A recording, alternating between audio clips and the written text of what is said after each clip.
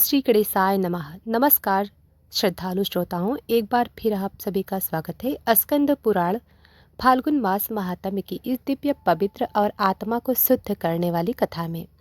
जो श्रोता प्रतिदिन इस कथा का श्रवण करते हैं उनके जीवन में धीरे धीरे शांति, विवेक और भक्ति का उदय होने लगता है। यदि आपको ऐसी पौराणिक कथाएं प्रिय हैं तो इस पवित्र कथा को अधिक लोगों तक पहुंचाने के लिए वीडियो को लाइक करें, चैनल को सब्सक्राइब करें और अपने भाव कमेंट में अवश्य लिखें। प्रिय भक्तजनों, फाल्गुन मास की प्रथम कथा को सुनकर सभी देवताओं के हृदय में अद्भुत शांति से भर गए। उनके अंतर्मन में यह अनुभव जाग उठा कि यह मास केवल काल की गणना नहीं बल्कि आत्मा के शुद्धिकरण का एक दिव्य अवसर है। देवगण पुनः कैलाश पर एकत्र हुए। चारों ओर दिव्य प्रकाश फैला हुआ था। मंद समीर चल रही थी और वातावरण में ओम नमः शिवाय की गूंज स्वतः ही अनुभव हो रही थी। सभी देवताओं ने करबद्ध होकर भगवान शिव के चरणों में श्रद्धा सहित प्रणाम किया। देवराज इंद्र ने विनम्र स्वर में कहा, हे महादेव, आपने हमें फाल्गुन मास की महिमा बताई, परंतु हमारे हृदय में अभी भी यह जानने की तीव्र जिज्ञासा है कि इस मास में मनुष्य का आचरण कैसा होना चाहिए जिससे उसका जीवन पवित्र हो जाए और उसका उद्धार निश्चित हो। करुणा मूर्ति भगवान शिव मंद मुस्कान के साथ अपनी अर्ध निमीलित आंखें खोलते हैं। उनके मुखमंडल से ऐसी शांति प्रवाहित होती है जिससे समस्त दिशाएं मानो स्थिर हो जाती हैं। महादेव बोले, हे देवगण, फाल्गुन मास वह समय है जब प्रकृति स्वयं मनुष्य को कोमल बनाना चाहती है। इस मास में जो व्यक्ति अपने मन को बस में करता है वह वास्तव में समस्त संसार को जीत लेता है। भगवान शिव ने कहा कि फाल्गुन मास में मनुष्य का हृदय स्वतः ही दया, करुणा और क्षमा की ओर झुकने लगता है। जो व्यक्ति इस प्रवाह के विरुद्ध नहीं जाता बल्कि स्वयं को इसके साथ बहने देता है, उसके भीतर छिपे हुए अनेक दोष स्वतः नष्ट होने लगते हैं। महादेव ने स्पष्ट कहा, हे देवताओं, जो मनुष्य इस मास में क्रोध का त्याग देता है, ईर्ष्या को छोड़ देता है और अहंकार को शिथिल कर देता है, वह बिना कठिन तपस्या के भी महान पुण्य का अधिकारी बन जाता है। प्रिय भक्तजनों, उन्होंने आगे बताया कि फाल्गुन मास में वाणी का संयम सभी व्रतों से श्रेष्ठ है। जो व्यक्ति कठोर शब्द नहीं बोलता, दूसरों की निंदा नहीं करता और सत्य को मधुरता से कहता है, उसके मुख से निकले शब्द सीधे ईश्वर तक पहुंचते हैं। महादेव ने कहा, जो मौन रहकर दूसरों को अहित नहीं करता वह अनजाने में ही महान तपस्वी बन जाता है। फाल्गुन मास में प्रातः काल का विशेष महत्व बताते हुए भगवान शिव बोले, जो व्यक्ति ब्रह्म मुहूर्त में उठकर स्वच्छ होकर ईश्वर का स्मरण करता है, उसके अनेक जन्मों के पाप संस्कार धीरे धीरे शुद्ध होने लगते हैं। यह मास पापों को दंड नहीं देता बल्कि आत्मा को अवसर देता है स्वयं को सुधारने का। महादेव ने आगे कहा कि इस मास में थोड़ा सा भी किया गया दान और सेवा असंख्य गुना फल देता है। भूखे को अन्न देना, प्यासे को जल देना और दुखी को सांत्वना देना, ये सभी कर्म सीधे धर्म के मूल में स्थित हैं। उन्होंने गंभीर स्वर में कहा, जो व्यक्ति दान करते समय अपने मन में अहंकार नहीं लाता, उसका दान मेरे हृदय तक पहुंचता है। भगवान शिव के वचनों को सुनकर देवताओं के नेत्र आनंदाश्रुओं से भर गए उठे। उन्हें यह अनुभव हुआ कि फाल्गुन मास मनुष्य को भीतर से बदलने का एक दुर्लभ अवसर है जो बार बार नहीं आता। हे श्रद्धालु श्रोताओं, फाल्गुन मास महात्म्य का अध्याय 2 यहाँ शांत भाव से अब आगे की कथा में प्रवेश कर रहे हैं। प्रिय भक्तजनों, भगवान शिव के मुख से निकले अमृत तुल्य वचनों को सुनकर देवताओं के मन में अपूर्व शांति और गंभीरता उत्पन्न हो गई थी। उनके हृदय में यह भावना दृढ़ हो गई कि फाल्गुन मास मनुष्य को बाहरी आडंबर से नहीं, भीतरी शुद्धता से जोड़ने वाला एक अत्यंत पवित्र काल है। महादेव ने आगे कहा कि फाल्गुन मास में गृहस्थ जीवन भी तपस्या के समान पवित्र हो जाता है। जो व्यक्ति अपने घर में रहते हुए धर्म, संयम और करुणा का पालन करता है, वह वन में रहने वाले तपस्वी से किसी प्रकार कम नहीं होता। भगवान शिव ने विशेष रूप से स्त्रियों की महिमा का वर्णन करते हुए कहा कि फाल्गुन मास में नारी की भक्ति अत्यंत शीघ्र फल देने वाली होती है। जो स्त्री इस मास में प्रातः और सायंकाल शुद्ध मन से दीप प्रज्वलित करती है, अपने परिवार के कल्याण की कामना करती है और किसी का अहित नहीं सोचती, वह अपने कुल के लिए अदृश्य कवच के समान बन जाती है। महादेव बोले कि स्त्री का मौन, उसकी करुण दृष्टि और उसका सहनशील स्वभाव फाल्गुन मास में अनेक जन्मों के दोषों को नष्ट करने की शक्ति देता है। ऐसी स्त्रियों के घर में कलह नहीं टिकता, दरिद्रता प्रवेश नहीं कर पाती और अशांति स्वयं तोड़ चली जाती है। इसके पश्चात भगवान शिव ने कहा कि फाल्गुन मास में पति पत्नी का परस्पर सम्मान अत्यंत पुण्यकारी होता है। जो दाम्पत्य एक दूसरे के दोष नहीं देखते अपितु गुणों को स्मरण करते हैं, उनका गृहस्थ जीवन तीर्थ के समान पवित्र हो जाता है। प्रिय भक्तजनों, महादेव ने गंभीर स्वर में कहा कि फाल्गुन मास में किसी का अपमान करना सबसे बड़ा पाप माना जाता है। जो व्यक्ति इस काल में दूसरों को तुच्छ समझता है, वह स्वयं को अपने पुण्य का नाश कर देता है, परंतु जो नम्रता अपनाता है वही वास्तव में ईश्वर के समीप पहुंचता है। भगवान शिव ने यह भी कहा कि फाल्गुन मास में सेवा का विशेष महत्व है। बीमार की सेवा करना, वृद्धों का सम्मान करना और बच्चों को स्नेह देना, ये सभी कर्म महान यज्ञों के समान फल देता है। सेवा में यदि प्रसिद्धि की इच्छा न हो तो वह सेवा सीधे भगवान को अर्पित हो जाती है। इसके पश्चात महादेव ने पितृ तृप्ति के विषय में और गूढ़ रहस्य प्रकट किए। उन्होंने कहा कि फाल्गुन मास में पूर्वज अत्यंत समीप होते हैं। जो व्यक्ति इस मास में श्रद्धा से उन्हें स्मरण करता है, उनके नाम से अन्न, वस्त्र या जल का दान करता है, उसके जीवन में अनेक अदृश्य बाधाएं स्वतः ही समाप्त होने लगती हैं। भगवान शिव बोले कि पितरों का आशीर्वाद धन से नहीं, भाव से प्राप्त होता है। जो व्यक्ति कृतज्ञता से अपने पूर्वजों को स्मरण करता है, उसके घर में संतान, स्वास्थ्य और सद्बुद्धि स्वतः निवास करने लगती है। महादेव के वचनों से देवताओं को यह स्पष्ट हो गया कि फाल्गुन मास केवल एक धार्मिक परंपरा नहीं, बल्कि मनुष्य जीवन को संतुलित और पवित्र बनाने की एक दिव्य व्यवस्था है। इस मास में जो व्यक्ति कथा सुनता है वह भी उतना ही पुण्य पाता है जितना करने वाला। भगवान शिव ने अंत में कहा कि जो श्रद्धालु धैर्य पूर्वक इस महात्म्य का श्रवण करता है, उसका धीरे धीरे हृदय ईश्वर की ओर मुड़ने लगता है। उसके भीतर विवेक जागता है और जीवन का उद्देश्य स्पष्ट होने लगता है। प्रिय श्रोताओं, अब आइए श्रवण करते हैं फाल्गुन मास महात्म्य अध्याय दी अखंड पुराण पाठशैली। नैमिषारण्य के पुण्य वन में जब प्रभात का प्रकाश फैला, तब मुनियों का एक दिव्य समूह पुनः एकत्र हुआ।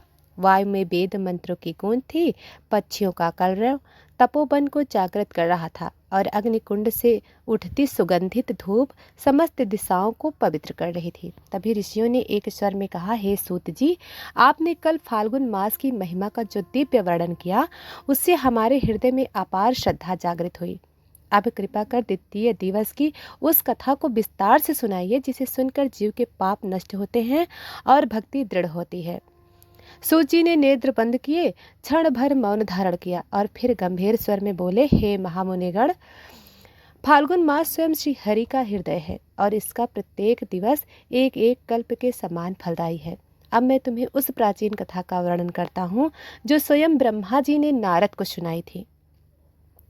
सूत जी बोले, जिस प्रकार अग्नि में पड़ा हुआ तिनका भस्म हो जाता है, उसी प्रकार फाल्गुन मास में किया गया नाम स्मरण जीव के संजीव पापों को नष्ट कर देता है। जो मनुष्य इस मास में प्रातःकाल स्नान कर शुद्ध चित्त से भगवान विष्णु या श्री कृष्ण का ध्यान करता है, उसके कुल में दरिद्रता कभी निवास नहीं करती। फाल्गुन मास वह समय है जब देवता भी पृथ्वी की ओर दृष्टि करते हैं और देखते हैं कि कौन जीव इस अवसर को पहचान पा रहा है। सूत जी ने आगे कहा, प्राचीन काल में धर्मव्रत नामक एक प्रतापी राजा था, जो सत्य, दया और करुणा की मूर्ति रूप में माना जाता था। राजा का राज्य समृद्ध था, प्रजा सुखी थी, किंतु एक बात राजा के हृदय को कोसती रहती थी, उन्हें संतान सुख प्राप्त नहीं था। राजा ने अनेक यज्ञ किए, दान दिए, ब्राह्मणों की सेवा की, परंतु अभीष्ट फल न मिला। एक दिन राजा ने वन की ओर प्रस्थान किया, जहां उन्हें एक दिव्य तपस्वी मिले, जिनका तेज सूर्य के समान था। राजा ने चरणों में प्रणाम कर कहा, हे महात्मन, मैंने जीवन भर धर्म का पालन किया, फिर भी मेरे जीवन में यह शून्यता क्यों है? तपस्वी मुस्कुराए और बोले, हे राजन, तुम्हारा धर्म महान है, किंतु फाल्गुन मास की महिमा को तुमने अभी तक पूर्ण रूप से नहीं अपनाया। उन्होंने आगे कहा, जो मनुष्य फाल्गुन मास में नियम पूर्वक भगवान का नाम लेता है, रात्रि में कीर्तन करता है और किसी भी प्राणी का अपमान नहीं करता, उसके जीवन में श्रीहरि स्वयं प्रवेश करते हैं। तपस्वी ने राजा को फाल्गुन मास व्रत दीपदान और रात्रि जागरण का विधान समझाया। राजा धर्मव्रत ने फाल्गुन मास के प्रथम दिन से ही संपूर्ण नियमों का पालन प्रारंभ किया। प्रातः गंगा स्नान, तुलसी पूजन, श्री कृष्ण नाम स्मरण और सायंकाल दीपदान, इन सबको राजा ने अपने जीवन का अंग बना लिया। राजा ने अन्नदान किया, दीनों को वस्त्र दिए और पशु पक्षियों के लिए जल की व्यवस्था करवाई। फाल्गुन मास की रात्रियां राजा के लिए उत्सव बन गई। जहां राजमहल में हरि कीर्तन गूंज रहा था, कुछ दिनों में राजा के जीवन में अद्भुत परिवर्तन दिखने लगा।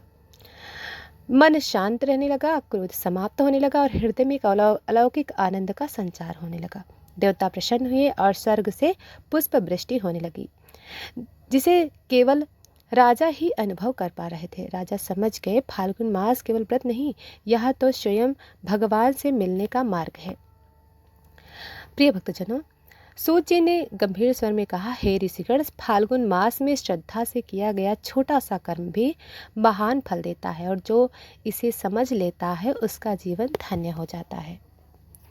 प्रिय भक्तजनों, सूत जी ने पुनः कथा का प्रवाह आगे बढ़ाया और उनका सर गंगा की धारा के समान गंभीर और शीतल था, और नैमिषारण्य के समस्त ऋषि उस अमृत बाड़ी में डूबते चले गए। सूत जी बोले, हे महामुने, राजा धर्मव्रत द्वारा किए जा रहे फाल्गुन मास नियम अब देवताओं के लोक तक गूंजने लगे थे, और स्वयं श्रीहरि ने उस भक्ति को स्वीकार कर लिया था।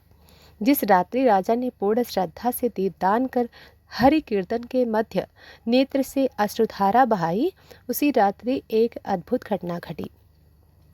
राजा ने स्वप्न में देखा, एक दिव्य कमल सरोवर है, जिसके मध्य शंख चक्र गदा और पद्म धारण किए भगवान विष्णु विराजमान हैं।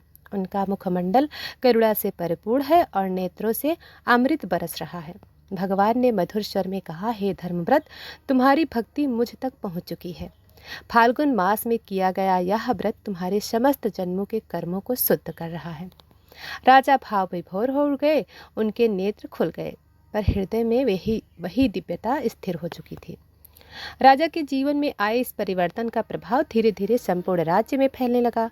जहां पहले लोग केवल कर्म कांड करते थे, अब वहां श्रद्धा और प्रेम का भाव जागृत होने लगा। स्त्रियां प्रातःकाल फाल्गुन मास के गीत गाने लगीं, बालक श्रीहरि का नाम उच्चारण करने लगे और वृद्धों के मुख पर संतोष की रेखाएं खींचने लगीं।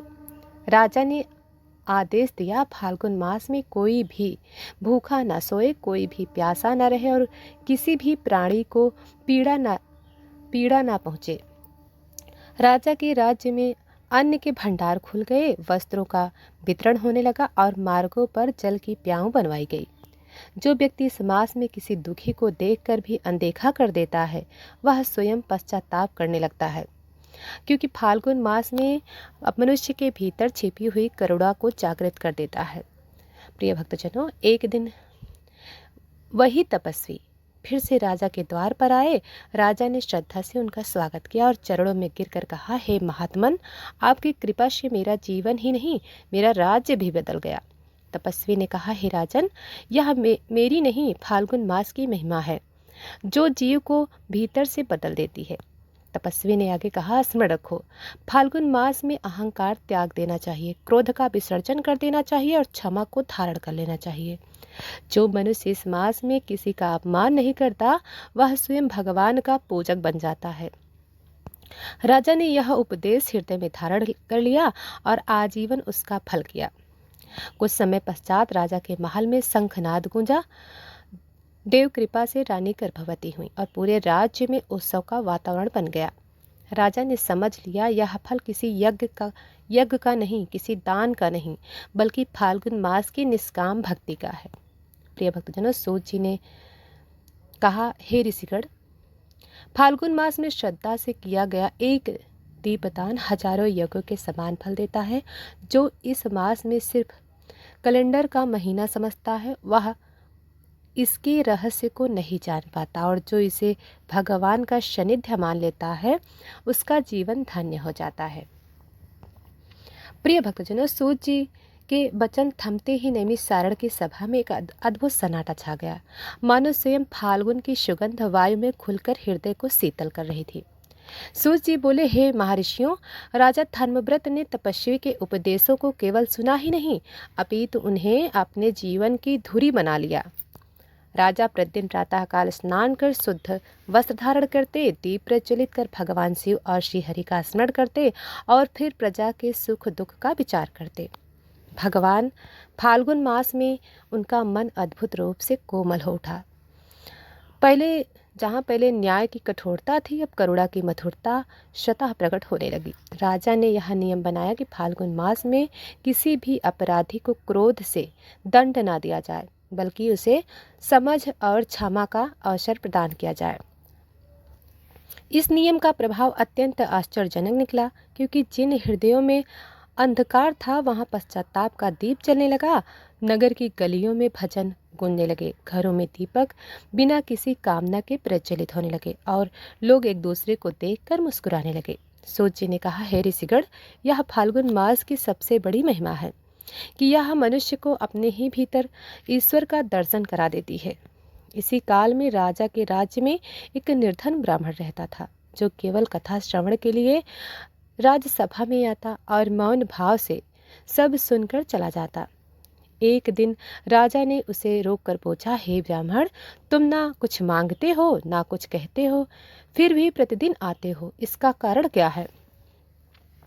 ब्राह्मण ने विनम्रता से कहा, महाराज, फाल्गुन मास में जो कथा सुन लेता है उसे और कुछ मांगने की आवश्यकता नहीं रह जाती। यह सुनकर राजा का हृदय आनंद से भर गया और उन्होंने समझ लिया कि फाल्गुन मास वास्तव में मांगना नहीं, त्याग सिखाता है।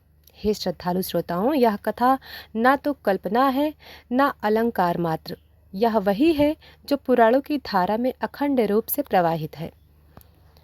प्रिय भक्तजनों, आज की कथा का यह प्रभाव यहीं पर शांत होता है, पर समाप्त नहीं। हम आगे की कथा कल श्रवण करेंगे। तब तक के लिए जय श्रीमन नारायण।